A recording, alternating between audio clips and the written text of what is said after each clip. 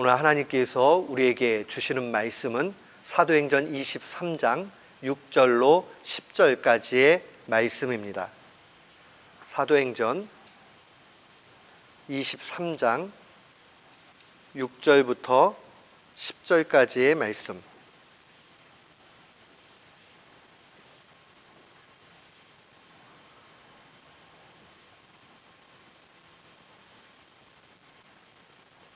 우리 6절부터 같은 마음으로 주의 말씀 봉독토록 합니다. 바울이 그 한 부분은 사두개인이요 한 부분은 바리새인인 줄 알고 공회에서 외쳐 가로되 여러분 형제들아 나는 바리새인이요 또 바리새인의 아들이라 죽은 자의 소망 곧 부활을 인하여 내가 신문을 받노라.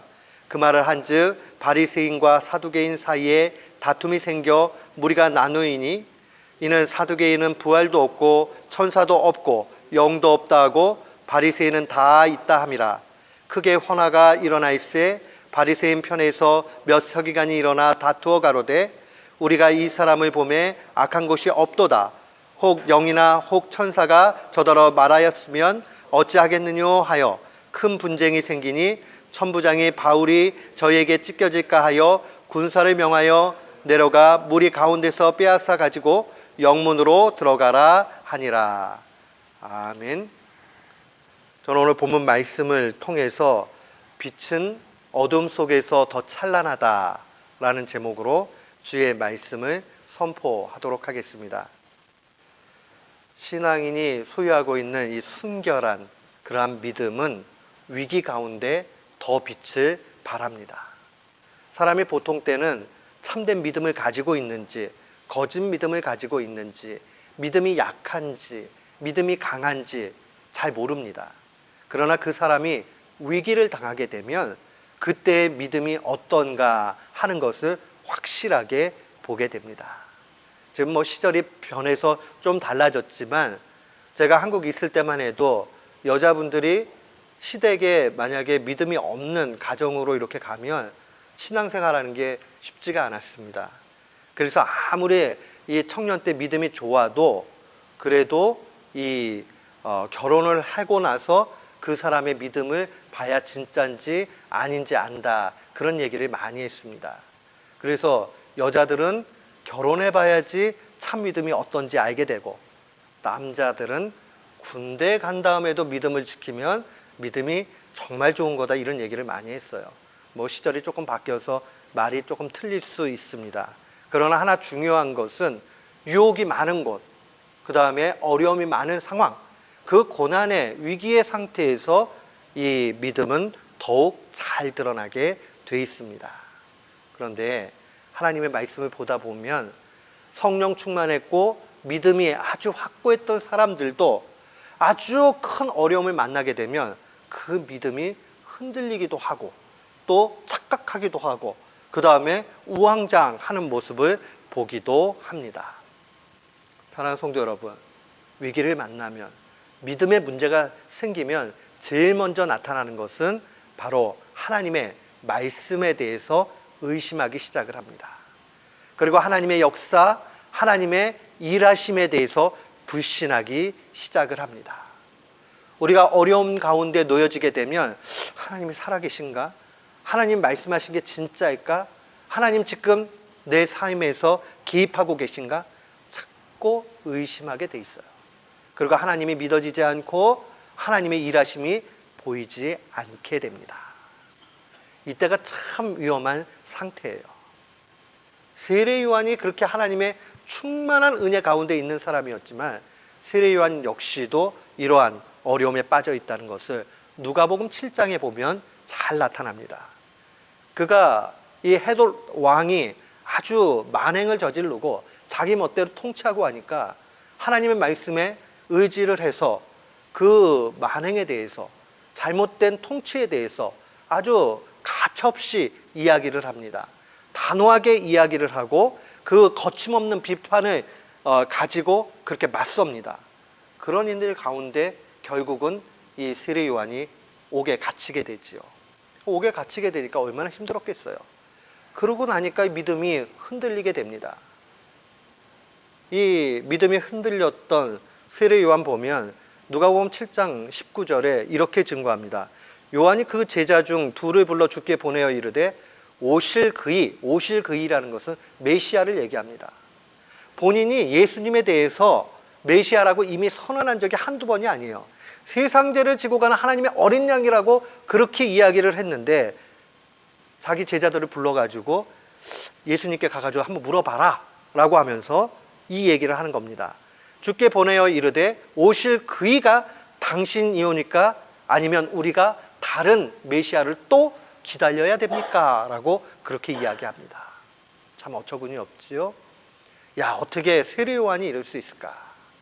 그런데 우리가 기억을 해야 되는 것은 이게 신앙인의 삶이기도 합니다. 우리 누구도 장담할 수 없는 그 사탄의 유혹이 얼마나 크게 있는가를 기억을 해야 됩니다. 사탄은 우는 사자와 같이 달겨들고 우리도 하여금 믿음을 온전히 갖지 못하도록 그렇게 넘어뜨립니다. 세례 요한도 이러한 착각 가운데 놓였다는 것을 분명히 우리는 기억해 봐야 됩니다. 믿음 생활한다는 것이 그리 순탄하거나 편하거나 쉬운 것은 아닙니다. 믿음 생활의 길 가운데는 사탄의 유혹이 분명히 있습니다. 사탄은 우리 속에서 계속적으로 의심하게 만들고 하나님의 말씀을 불신하게 만듭니다. 그런 의미에서 우리는 깨어서 있어야 되고 그런 의미에서 하나님을 더욱 의지해야 됩니다. 많은 사람들이 이 사도행전을 일컬어서 성령님의 역사가 크게 드러나 있는 내용을 기록했다 해서 성령행전이라고 얘기를 합니다. 근데 이 성령행전의 다른 다른 반대가 되고 있는 영역을 보면 사탄의 유혹이 함께 있다는 것을 봐야 됩니다. 제가 여러 번 말씀을 드렸습니다. 죽어있는 신앙인들은 사탄이 안 건듭니다. 왜요? 그냥 내버려둬도 죽고 말라 비틀어지기 때문에 건들지 않아요. 근데 믿음이 점점 좋아지고 성장하고 뭔가 은혜 받으려고 하면 사탄은 유혹하고 넘어뜨리고 더 힘들게 만듭니다. 그런 의미에서 우리가 믿음을 더욱 견고히 하고 힘있게 나가야 되는 이유가 여기에 있습니다.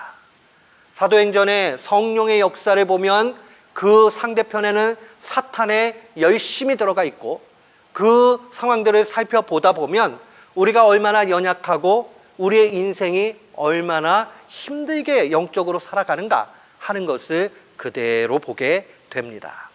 사도행전은 인생의 축소판입니다. 여기 안에는 인생이 그대로 나타나 있습니다. 인생을 한마디로 이야기하면 성령님과 사탄의 유혹과의 싸움이라 그렇게 보면 틀림이 없습니다. 거기에는 영적인 전쟁이 나타납니다. 갈라디아서 5장 17절에 사도의 증거대로 육체의 소욕은 성령을 거스리고 성령의 소욕은 육체를 거스리라니 이 둘이 서로 대적함으로 너희가 원하는 것을 하려 하지 못하게 한다 하는 그 말씀 그대로가 사도행전의 큰 그림 속에 나타나는 겁니다. 이 맹렬한 싸움은 오늘 2017년도를 살아가는 우리에게도 동일하게 있습니다. 2017년도를 살아가는 우리에게 이것이 전설 속의 2000년 전의 이야기가 아니라 오늘 내 삶의 현장, 내가 살아가고 있는 시간, 내가 몸담고 있는 가정과 직장과 모든 곳에 이 영적인 싸움이 있다는 사실을 기억해야 됩니다.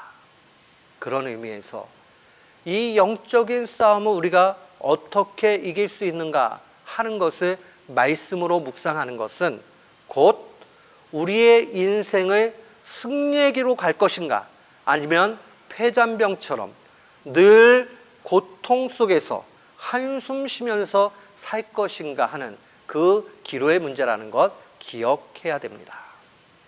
오늘 본문 말씀을 우리가 잘 살펴보면 하나님께서 왜 이 사도를 이 유대 공동체의 사내들인 공회 앞에 세우고 있는가 하는 것을 명확하게 보게 됩니다. 본문의 스토리를 우리가 살펴보면 이렇습니다.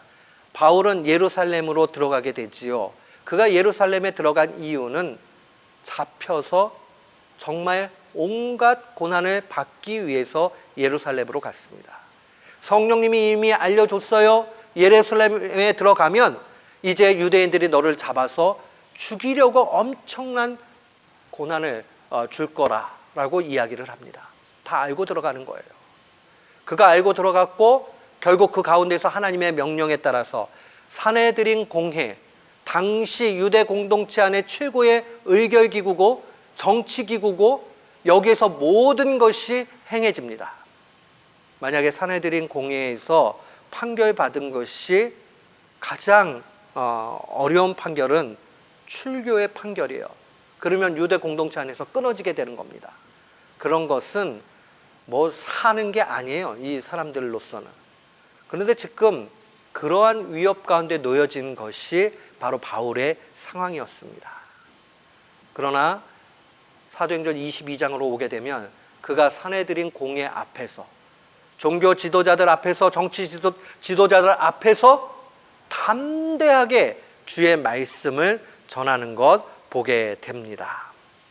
그가 전하고 있는 내용들은 정말 아주 단순합니다. 다메섹에서의 회심을 증거하죠. 그가 다메섹에서 회심한 것은 다른 것 아니었어요. 예수 그리스도를 인격적으로 실제적으로 만난 겁니다. 원래 바울 사도는 한 번도 예수 그리스도를 만난 적이 없지요. 그러나 그가 다메섹 도상에 예수 믿는 사람 잡으러 가는 그 중간에 빛으로 임하신 예수 그리스도를 만나게 됩니다. 그리고 그분이 하나님의 아들이요 그분이 메시아라는 사실을 확실하게 그렇게 믿게 되는 사건을 경험합니다. 그래서 사도행전 22장으로 오게 되면 그가 자신이 어떻게 예수 그리스도를 만나게 됐는지, 메시아로 인해서 자신의 인생이 어떻게 변했는지 그 내용에 대해서 증거하고 있습니다. 그것이 오히려 유대 종교 지도자들에게는 화를 더 불러일으킨 것이죠. 지금 사도가 이 얘기를 증거하는 것은 성령의 인도함을 받고 있는 증거이기도 하고 동시에 그로서는 유대 공동체 안에 바른 신앙에 대해서 분명히 이야기해야 되는 목적이 있었습니다. 그러면서 이제 23장으로 오게 되면 더 담대하게 자신의 그 상황들을 이야기합니다. 1절의 시작은 여러분 형제들아 오늘날까지 내가 범사에 양심을 따라 하나님을 섬겼다라고 얘기합니다. 여기서 이 양심을 따랐다는 말은 우리가 가지고 있는 개념과는 조금 다릅니다. 우리는 야, 나 양심상 꺼리낌이 없다? 이렇게 얘기하면서 내 마음에 정말 거리낌 없이 하나님 섬겼어 이런 뜻이지만 여기 지금 사도가 증거하고 있는 양심에 따라 하나님을 섬겼다라는 말은 같은 시각을 가졌다라는 그러한 문자적 의미가 있습니다. 같은 시각이라는 건 뭐냐면 종교 지도자들, 너희들, 다른 말로 이야기하면 바리새인, 사두개인, 서기관들, 제사장들 이런 모든 사람들과 같이 동일한 시각에서 분명히 나도 하나님을 열심으로 섬겼다라고 얘기합니다. 그 말이 틀린 말은 아니죠. 왜요? 유대인이었고 사도는 유대교의 열심인, 누구보다도 열심인 사람이었기 때문에 그 말이 맞습니다. 그러나 나중에 이 다메섹 체험 이후에, 회심 체험 이후에 그가 완전히 바뀌게 됐지요. 그래서 여기로부터 이 유대의 종교 지도자들과 차별이 있는 그러한 신앙의 모습을 보이게 됩니다. 오늘날 우리가 좀 더 이해를 돕기 위해서는 이런 겁니다. 한 교회 공동체 안에 여러 부류의 신앙인들이 있는데 처음에는 나랑 당신들하고 다 똑같았다. 그런데 지금은 좀 달라. 나는 부활하신 예수 그리스도를 정말 받고 너희들이 믿지 않고 있는 예수 그리스도 그분이 분명히 하나님의 아들이요 메시아다라는 것을 알려주고 싶은 겁니다. 그러면서 오늘 사도는 의도적으로 특별한 말씀을 전하고 있는 것 보게 됩니다.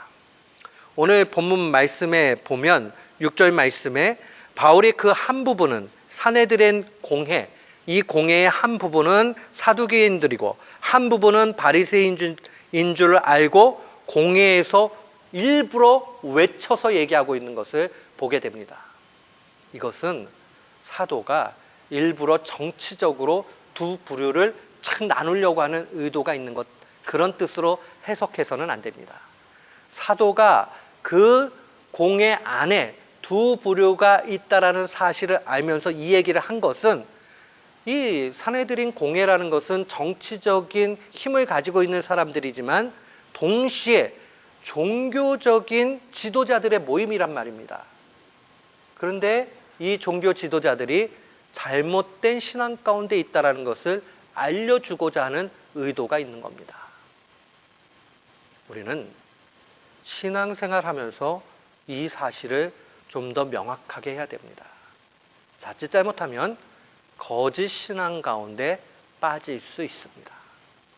더 피부에 와닿게 얘기하면 교회를 다니는데 잘못된 신앙을 가지고 교회를 다닐 수 있습니다. 우리가 경계해야 되는 모습입니다. 오늘 첫 번째 나오는 사람들은 사두개인입니다. 이 사두개인들은 제사장이었던 사독계열의 후예들로 봅니다. 이들은 아주 정치적으로 큰 힘을 가지고 있었던, 오늘날로 얘기하면 정치적인 기득권을 가지고 있고 아주 부유했던 사람들이 사두개인들이었습니다. 그런데 이들에게는 신앙적인 문제가 있었습니다. 그들이 신념으로 가지고 있는 신학은 바로 이런 겁니다. 오늘 본문 말씀에도 나와 있지만 그들은 부활을 믿지 않아요. 부활이 없기 때문에 영이라는 것은 있다라고 생각하지 않습니다. 그렇기 때문에 육신을 가지고 있지 않는 천사의 존재도 믿지 않습니다. 천사도 영도 부활도 다 부인하는 것이 바로 이 사두개인들입니다. 그러면 이들이 집착하는 건 뭘까요? 바로 현실입니다. 눈에 보이는 겁니다. 그래서 그들은 정치적인 것에 누구보다도 목숨을 걸었습니다. 왜요? 정치는 권력이 있기 때문에 달콤하고 정치는 현실적으로 유익을 가져다 주기 때문에 사람들이 집착하기 일쑤입니다. 그래서 돈을 좀 벌고 명예가 올라가고 하면 사람들이 오늘날에도 다 정치하고 싶어 합니다. 학자들이 굉장히 괜찮았던 사람들이 괜히 정치판에 왜 들어가가지고 우스운 꼴을 당하는가. 또 어떤 사람들은 많은 젊은이들에게 희망도 주고 그래서 사람들이 되게 존경하고 좋았는데 괜히 정치판으로 들어가기도 합니다. 대학자가 정치판으로 들어가려고 할 때 많은 사람들이 말립니다. 그러나 그 달콤한 유혹을 버리지 못하죠. 왜요? 그 정치라는 것, 그것은 눈에 보이는 현실적 이득을 가져다 주기 때문에 그러합니다. 이 정도만 생각을 하면 우리는 마치 사두개인과 나는 무관한 것 같이 생각이 들 수 있습니다. 그런데 우리가 조금만 바꾸어져서 생각을 하면 오늘날 교회 안에 얼마든지 사두개인들이 있을 수 있고 사두개적 신앙을 우리도 가질 수 있습니다. 극단적인 현실주의자들이 그러한 모습을 가질 수 있습니다.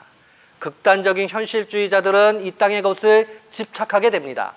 그래서 이 땅의 것을 추구합니다. 그것을 신학자들은 일컬어서 번영신학이라고 얘기를 합니다. 사두개인들의 모습은 번영신학이었어요. 당장 이 땅에서 잘 먹고 잘 살고 성공하고 내세우고 힘있고. 제가 지난번에 무슨 책을 막 이렇게 찾는데 어떤 책이 제목도 너무 도발적이라 가지고 제가 기억도 못 하겠어요.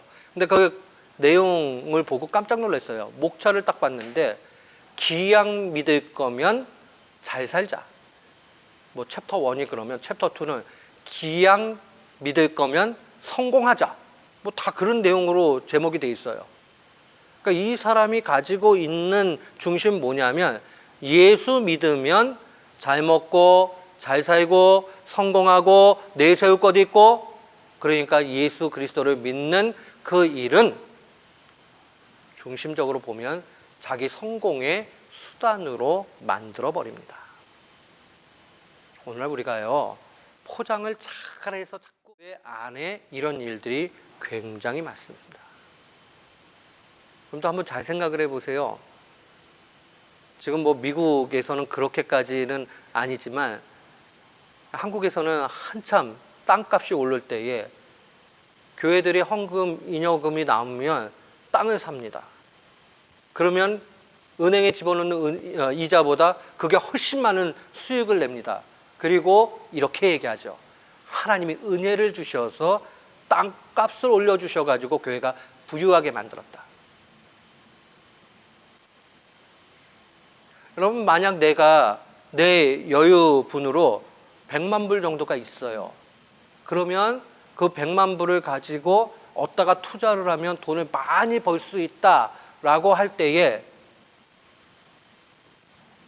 집 투기를 하는 것은 다른 사람의 집을 빼앗는 겁니다. 이런 메시지를 들을 때 그거를 안 하실 수 있는 분들이 얼마나 있을 수 있겠습니까? 미국에서야 뭐 집이 좀 넉넉하고 땅이 넓고 하니까 우리 현실하고는 조금 다를 수 있지만 한국 현실 속에서는 쉽지 않죠. 여러분, 만약에 누군가가 여러분들 세금 내는 것을 정직하게 하십시오, 이렇게 얘기한다고 그러면 그거에 대해서 나는 정직하게 할 수 있어. 근데 그분이 만약에 자영업을 하시는 분이면요, 비즈니스를 하시는 분들이라면요, 굉장히 어렵습니다. 우리는 얼마든지 교회 안에서 우리의 직분을 가지고 있으면서 우리의 삶 속에서는 세상 사람들과 똑같이 현실에 집착하면서 그렇게 살아갈 수 있습니다. 그러면 그게 바로 현대판 사두의 개인이 되고 마는 겁니다. 우리에게 오는 유혹이요, 멀리 있는 유혹이 아니에요. 가까이 있는 유혹입니다. 이것만 그런가요? 여러분, 어떻게 생각합니까? 정말 내가 내 자녀의 배우자들을 이렇게 할 때 부모님들이 기대하면서 뭘 제일 먼저 보고 있는가? 다 믿음이라고 얘기를 해요. 근데 믿음의 얘기를 듣다 보면 믿음보다 더 앞서는 것을 더 많이 보게 됩니다. 제가 아는 목사님이 아직 결혼을 안 하셨습니다. 어머님이 목사님이신데 이 목사님이 그 어머님 때문에 결혼을 안 한다고 저한테 얘기를 했습니다. 충격이었습니다. 왜 충격이었느냐 하면 그 목사님이 믿으면 된다라고 얘기를 했는데 그 다음에 나타나는 건 뭐냐 하면 인물이 못났다, 뭐가 어떻다 하는 내용들로 계속 가게 됩니다. 여러분, 우리가 만약에 믿음이 최고라고 얘기를 한다면 그 믿음 가운데 뭐 다른 요소들을 보지 말라가 아니라 믿음이 온전하면 그거 하나만으로 다른 것을 버릴 수 있는 그 신앙이 오늘날 요구됩니다. 너무 똑똑해졌어요. 너무 현실적이 돼버렸어요. 그래서 사두개적 신앙에 대해서 누구도 지적하지 못하는 시절이 되었습니다. 참 불쌍한 시절을 우리는 살고 있습니다. 사두개적 신앙은 우리로 하여금 번영을 쫓아가다가 망한 그러한 결론을 이미 보게 만듭니다. 한 50년 전에만 해도 크리스탈 교회, 수정교회가 망할 거라고는 아무도 예상하지 못했죠. 불과 한 20년 전만 해도 그 교회는 영원토록 있을 거라고 생각을 했습니다.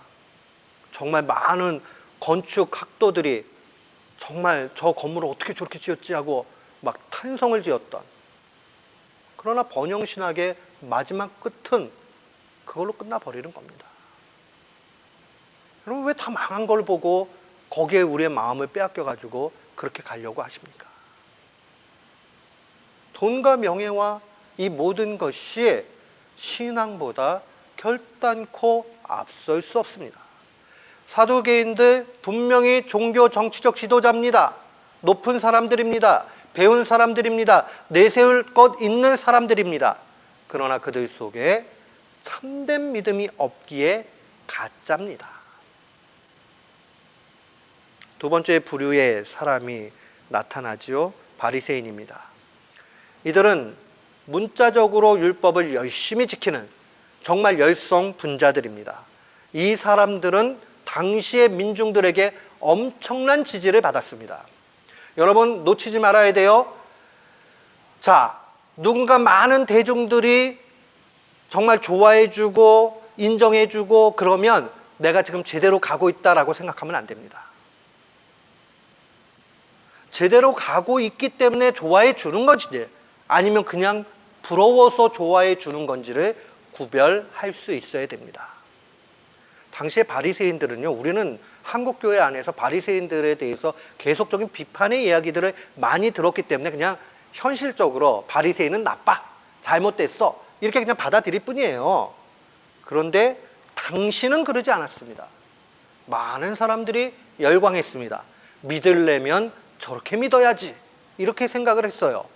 그러나 주님은 혹독하게 비판하셨고 오늘 사도 역시도 잘못되었다라고 이야기를 합니다.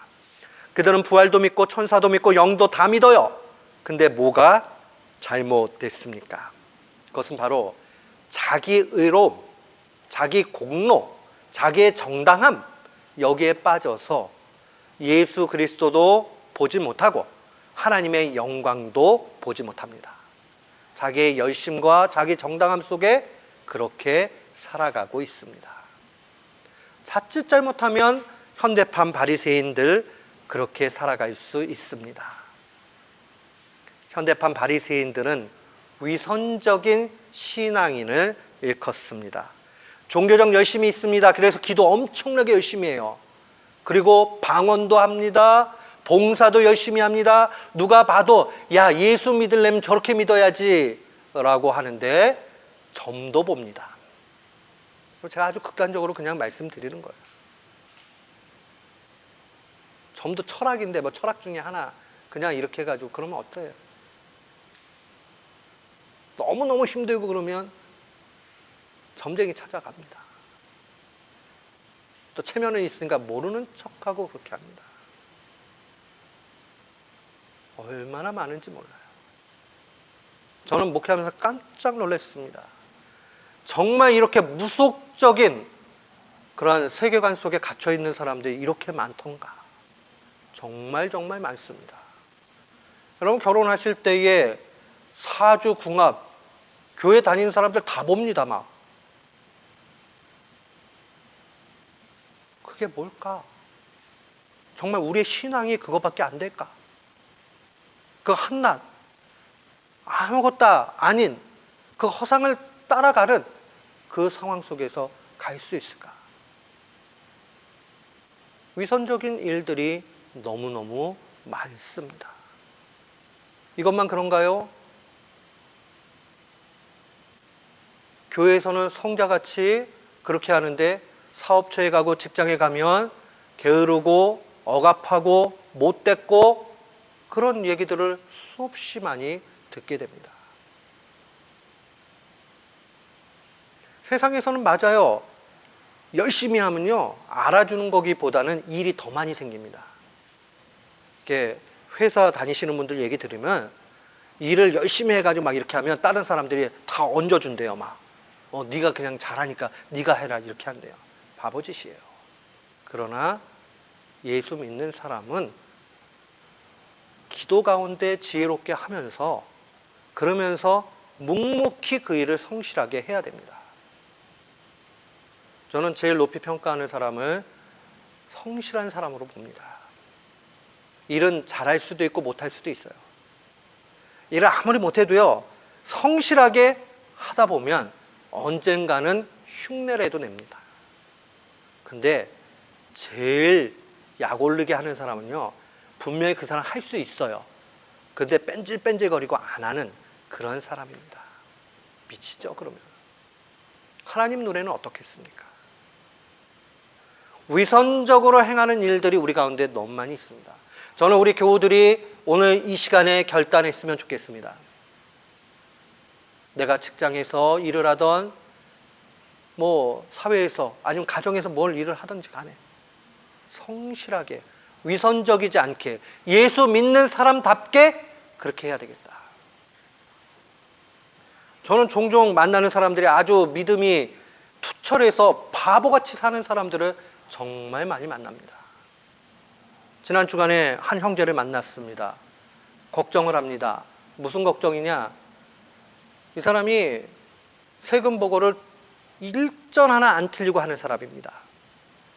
그러다 보니까 자기 와이프 버는 개인 레슨하는 것까지 다 보고를 하니까 이 인컴이 좀 많게 보고가 된 거예요. 그러니까는 이 인슈런스 이렇게 혜택을 받을 수 있는 게 다 안 된다라고 이제 통지가 와버린 거예요. 그러면 한 달에 몇백 불을 그냥 생으로 내야 되는 상황들이 이제 발생을 합니다. 아이는 셋인데. 바보 아니에요? 그분이 이렇게 얘기합니다. 이건 당연한 거기 때문에 꼭 해야 됩니다. 이게요, 우리 현실의 문제, 우리의 문제로 와서 보면 정말 어려운 문제입니다. 우리는 아닌 척하면서 위선할 수 있어요. 그러나 그 사람은 참다운 신앙인입니다. 저는 그 형제가 어떠한 목회자들보다도 훌륭하다라고 제가 존경하기로 작정을 했습니다. 신앙을 가지면 그 정도로 위선을 버리고 살 수 있어야 됩니다. 그분 한국에서도 공부 잘했고 미국 와서도 제대로 공부한 사람입니다. 바보 아니에요. 그러나 믿는 데 있어서 하나님의 법에 맞춰서 위선 떨지 않고 교회에서나 밖에서나 똑같이 그렇게 합니다. 그 바쁜 가정 속에서도 이 형제가 자기가 매 학기에 한두 가정씩 넣고 개인적으로 성경 공부를 인도합니다. 물론 목사님한테 허락을 받고 그 인도를 합니다. 자기 사명이라고 생각해요. 어떨 때 이렇게 보면 시간이 없어가지고 막 그렇게 아둥바둥 거리는데 그걸 끝까지 합니다. 여러분 우리는 어떻습니까? 시간이 없으면 이런 거는 뒤로 가지 않습니까? 그거는 필수도 아니고 선택의 문제고 얼마든지 우리가 할 수도 있고 안 할 수도 있는 문제인데요. 그러나 그는 그렇게 생각하지 않습니다. 시카고에 사는 젊은 청년 이야기를 지금 드리는 겁니다. 우리와 동시대를 살아가고 있는 사람의 이야기를 드리는 겁니다. 저는 우리한테 이러한 결단이 있어야 될 줄을 믿습니다. 안 그러면 우리는 오늘날의 바리새인으로 또 살 수밖에 없습니다. 또한 이 오늘 본문에는 이 두 부류의 눈치를 바라보면서 있는 서기관들을 보게 됩니다. 서기관들은 오늘날로 이야기하면 신학자라 보면 틀림이 없습니다. 성경에 대해서 해석을 하고 굉장히 식견이 있는 그러한 사람들입니다. 근데 이들은 늘 정치적 눈치를 봅니다. 그래서 이들 가운데는 일부는 사두개인 쪽에 서기도 하고 일부는 바리새인 편에 섭니다. 오늘 본문에는 이 바리새인 편에 선 사람들이 이야기를 합니다. 여기에는 부활도 믿고 영도 믿고 천사도 다 믿습니다. 그러면서 이야기하지요. 9절 말씀해 보니까 우리가 이 사람을 보며 악한 것이 없도다. 혹 영이나 혹 천사나 저더러 말하였으면 어찌하겠느냐? 라고 그렇게 이야기합니다. 원래 이 쓰여진 표준 헬라어 성경이 있어요. 거기에 보면 이 내용을 더 원문에 가까이 이렇게 해석을 하면 이런 내용으로 되어 있습니다. 우리가 하나님에 대하여 대항하여 싸우지 말자 하는 문장이 하나 더 삽입이 되어 있습니다. 그러니까 그들은 영이나 천사가 전해준 것을 하나님의 말씀으로 받아들인 거죠. 그래서 하나님과 자칫 잘못하면 대항하고 싸울 수 있지 않겠는가 하면서 두려움을 분명히 가지고 있습니다. 그런데 이들이 두려워하는 것은 하나님이기보다 실제로는 정치적 힘을 가지고 있는 사두개인들이나 바리새인들, 이 사람들에 대해서 더 많은 두려움을 가지고 있습니다. 결국 산헤드린 공회가 모였을 때에 사두개인들 또한 바리새인들, 서기관들, 제사장 다 모였어요. 근데 재밌는 일이 벌어지죠. 이 사람들 다 종교 지도자들입니다. 오늘날로 얘기하면 목사, 장로, 권사, 집사 다 모였어요. 그런데 결론적으로 모여가지고 한 것은 무엇이냐? 오늘 10절 말씀에 보니까 큰 분쟁이 생겼다는 겁니다. 큰 분쟁이 생기는 것. 아니, 종교 지도자들이 모여가지고 문제를 해결하지 못하고 결국은 분쟁을 일으키고 말죠. 우리도 자칫 잘못하면 이러한 어둠의 그 유혹 가운데 빠질 수 있습니다.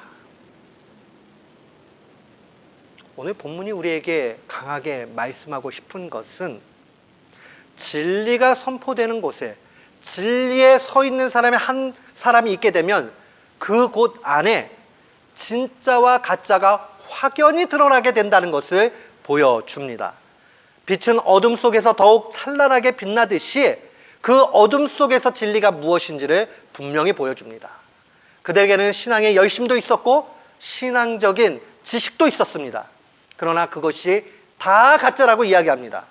언제가 진짜입니까? 그것은 예수 그리스도를 바라볼 수 있고 예수 그리스도가 구원자라는 사실을 분별할 수 있을 때에 가능합니다.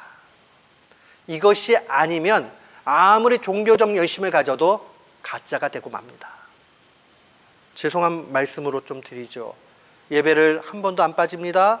기도 생활을 열심히 합니다. 금식도 합니다. 구제도 합니다. 봉사도 합니다. 근데 그 중심에 예수 그리스도가 없습니다. 가짜입니다. 더 심각하게 얘기하면 목사가 됐습니다. 장로님이 되셨습니다. 권사님이 되셨습니다. 전사님입니다. 예배도 드리고 생활도 다 하고 믿음의 모습들을 다 가지고 있습니다. 그런데 하나님을 두려워하지 않습니다. 가짜입니다. 오늘 사도는 두려움에도 불구하고 이 산헤드린 공회 앞에서 어떻게 이렇게 담대하게 복음을 전하고 자기의 그 믿음을 고백할 수 있었는가? 저는 바울에게서 깜짝 놀라는 것은 바울 자체에 대해서 놀라는 것도 있지만은 성령님이 얼마나 세심하게 역사하시는가. 바울이 기록하고 있는 교리의 내용들을 다 보십시오.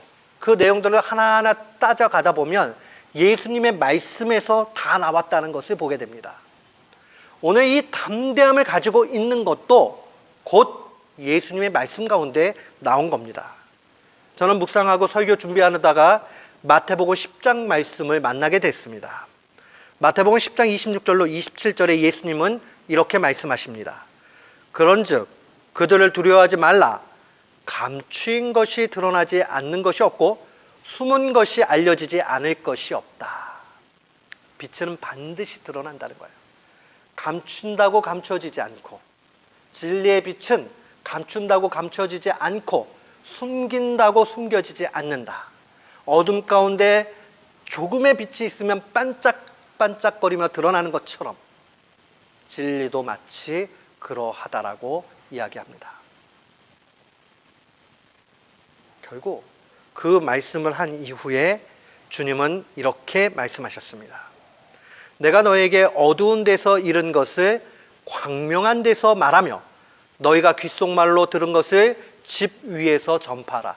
집 위에서 전파라는 것은 다 들리게 큰 소리로 전파라는 말이고 어두운 데서 조용히 들은 것에 대해서는 또 밝은 곳에 가가지고 얘기하라는 겁니다. 그대로 적용이 돼 있지요. 자기를 잡으려고 죽이려고 하는 곳에 가서 진리를 이야기하라는 겁니다. 그가 담대히 얘기할 수 있던 것은 성령의 인도함을 받았고 예수님의 말씀을 기억하고 있기 때문입니다. 우리도 마찬가지죠.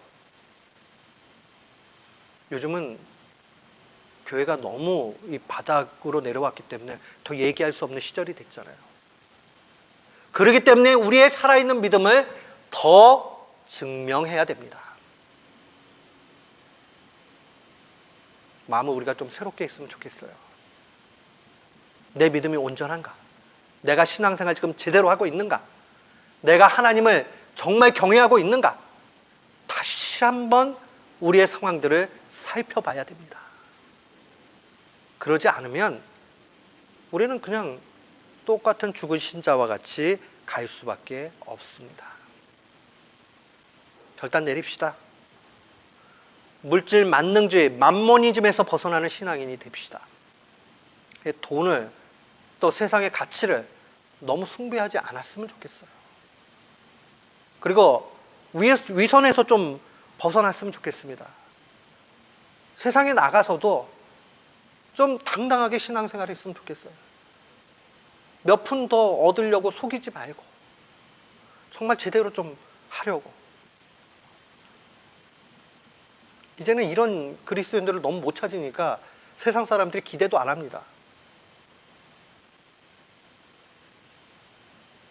그래도 옛날에는요, 목회자들한테 좀 기대를 했는데요, 요즘엔 목회자들한테 기대도 안 해요. 저는 성도님들하고 얘기할 때 되게 깜짝 놀랄 때가 있어요.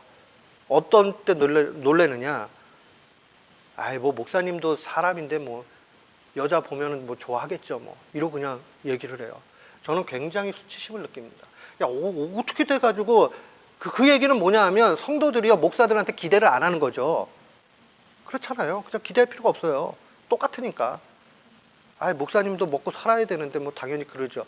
그 얘기가 정말 걱정하고 뭐 그런 얘기도 있지만 더 많은 부분은 돈에 약한 게 다 목사 아니에요? 이 얘기예요, 그냥. 돈 몇 푼 쥐어주면은 그냥 이렇게 좋아하고 뭐. 목회자들한테도 그렇게 생각하고 요즘에 밖에 나가가지고 장로님, 권사님 어쩌면 교회 지금 출석하는 교인들보다 목사님, 장로님, 권사님 숫자가 더 많을 수도 있어요. 이게 뭘 얘기를 합니까? 우리의 자화상이에요. 우리의 모습이라고요. 어떻게 하든지 직분 얻어가지고 그분들 만나보면 다들 그래요. 그래도 나 죽을 때 이렇게 장로 누구, 권사 누구 이렇게 나와야지 집사 좀 창피하잖아요. 다 계급으로 생각을 합니다. 세상과 달라야 합니다. 삶에서 다름의 영성으로 사는 것 보여줘야 됩니다. 우리 교회는 그렇게 가야 돼요. 속이지 말아야 됩니다. 거짓말하지 말아야 됩니다.